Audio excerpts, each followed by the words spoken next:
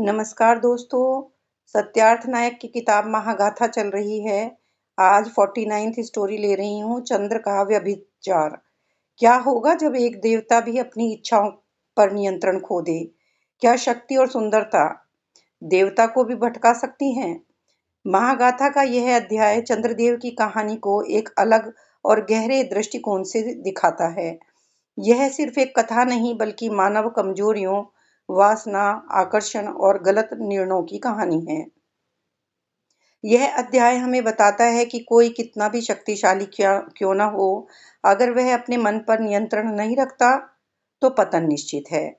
इसकी समरी इस तरह से है। चंद्रदेव, जो सौंदर्य और आकर्षण के प्रतीक माने जाते हैं, एक समय पर अपनी इच्छाओं के वश में आ जाते हैं।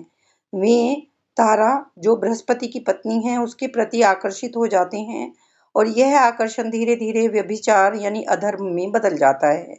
इस कारण देवताओं और ऋषियों के बीच संघर्ष उत्पन्न होता है।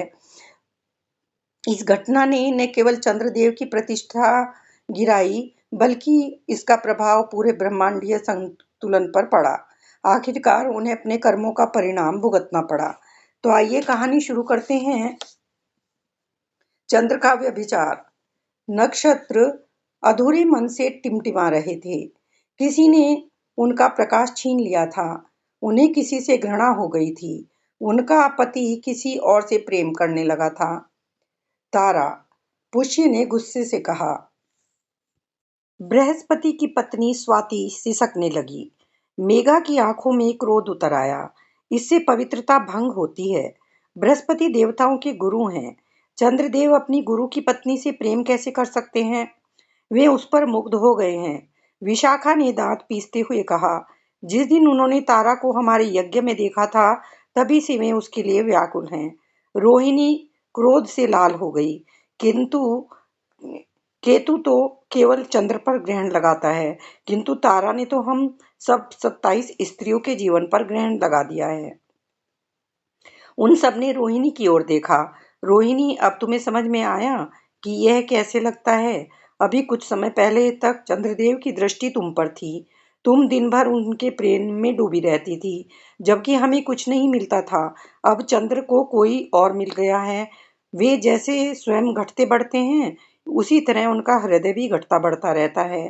चंद्रदेव अधिक समय तक प्रतीक्षा नहीं करेंगे। पूर्वा ने चेतावनी दी। उन्हें तन चाहिए और तारा उन्हें रोक नहीं सकेगी। जल्द ही उनका डर सत्य में बदल गया। पूरे ब्रह्मांड में समाचार फैल गया कि चंद्र और तारा भाग गए थे। किसी का पति किसी की पत्नी को लेकर भाग गया था। ऐसी विसंगति पहले कभी नहीं सुनी थी। कभी कई लोगों के विवाह की प्रतिज्ञा लेना छोड़ दिया, तो कुछ ने इसके महत्व और मूल्य को लेकर प्रश्न उठाने आरंभ कर दिए। क्रुद्ध बृहस्पति ने चंद्र से अपनी पत्नी को वापस मांगा, किंतु चंद्रदेव ने स्पष्ट रूप से मना कर दिया। उन्होंने यह कहकर उपहास भी किया कि देवगुरु इतनी सुंदर स्त्री रखने के योग्य नहीं थे और उन्हें अपने रूप के अनुकूल कोई स्त्री ढूंढनी चाहिए।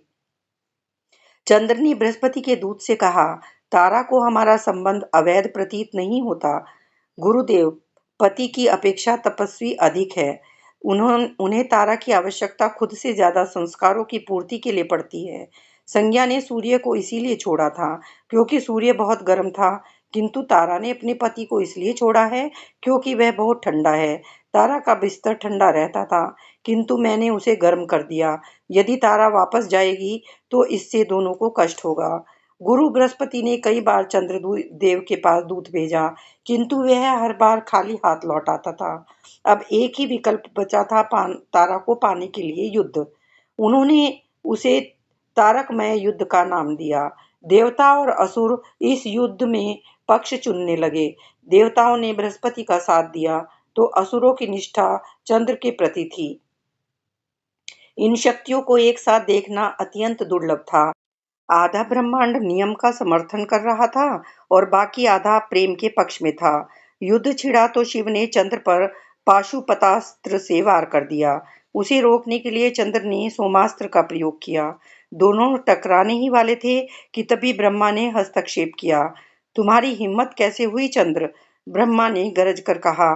तुम केवल जल की एक बूंद हो, जबकि महादेव सागर हैं। उन्होंने तुम्हें तब दैदीप्यमान बनाया, जबकि तुम्हारा सारा प्रकाश क्षीण हो चुका था। क्या तारा के लिए तुम्हारी वासना ने तुम्हें असुर बना दिया है? क्या तुम उस मस्तक को भी नहीं पहचानते जिसने तुम्हें शरण दी? यह सुनते ही चंद्रदेव घुटनों के बल गिर पड़े। युद्ध समाप्त हो गया। बृहस्पति की पत्नी को लौटा दो, तो महादेव तुम्हें क्षमा कर देंगे। ब्रह्मा ने चंद्र को समझाया। चंद्र ने सिर हिला दिया, परंतु फिर तारा युद्ध में उतर आई। सैनिक बट गए। तारा की पायल रणभूमि के सन्नाटे को चीर रही थी। उसके पैर उनके रक्त में डूबकर लाल हो गए थे, जिन्होंने उनके लिए अपने प्राण गंवाए थे। क्या आप उसे स्वीकार करेंगे बृहस्पति? हाँ, कर लूंगा परमपिता। गुरु बृहस्पति ने उत्तर दिया। खराब फल को हमेशा फेंका नहीं जाता। वह अब शुद्ध नहीं रही, किंतु वह धर्मपरायण है।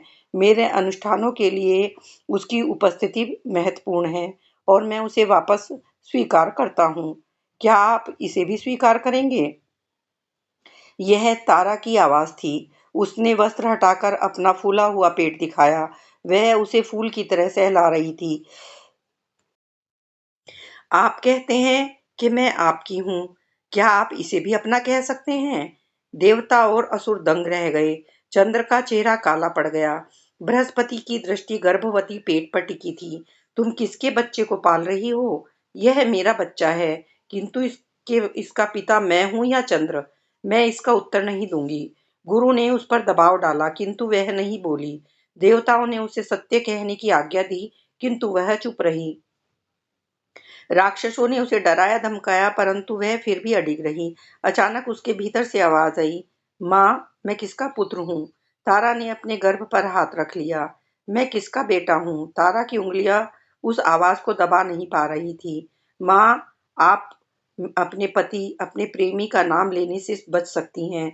आप देवों और असुरों को यह बताने से मना कर सकती हैं, किंतु क्या आप मुझे भी मना करेंगी, अपने अजन्मे पुत्र को? वह कांप उठी। आप करेंगी माँ? मुझसे यह नहीं होगा। तुम मेरी चांदनी हो। चांदनी? माँ, हाँ। उसने अब पिता की ओर देखा। चंद्र की एक किरण। युद्ध के मैदान में फिर से शांति छा गई। सब पुरुषों से घिरी उस स्त्री को देख रहे थे, सामने खड़ी एक सशक्त माँ को। तारा ने बृहस्पति से फिर पूछा, क्या आप मुझे इस पुत्र के साथ स्वीकार करेंगे? कभी नहीं। यह मेरा नहीं हो सकता। यह आपका ही है। इंद्र ने जोर देकर कहा। संभव है कि यह आपका पुत्र न हो, किंतु यह आपकी पत्नी के गर्भ में पल रहा है। इस नाते आप ही इसके पिता हैं। आपको इसे अपने पुत्र की तरह पालना चाहिए। क्या यह नियम है? यही नियम है। तो मैं इसे शाप देता हूँ। बृहस्पति ने गुस्से में आकर तलवार से वार किया।